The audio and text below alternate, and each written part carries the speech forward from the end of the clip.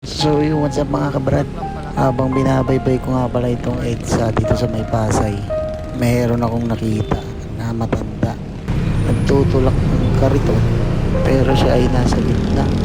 Kaya yun nga, akin siyang pinatabi kasi syempre delikado, lalo na maraming sasakyan, unsafe kasi baka mahagip si tatay.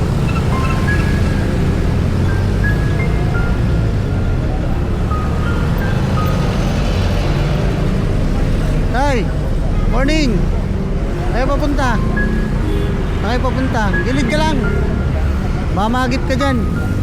Baka mahagip ka dyan. Baka mahagip ka dyan. Gilid ka lang.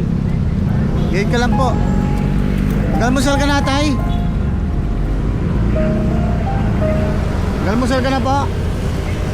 Galmusal ka na. Ha? Ito tayo. Almusal.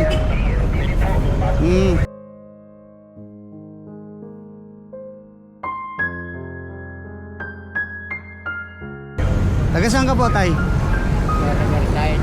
Ha? Riverside. Taga Riverside ka po? Okay, sige po. Mabuhay ka, tay, ha? Ingat ka, tay, ha? Gilid ka lang po. Baka magip ka dyan ng ano. Ha? Mainit pa po yan. Kainin mo po yan, ha? Sige po. Thank you po. Ingat po.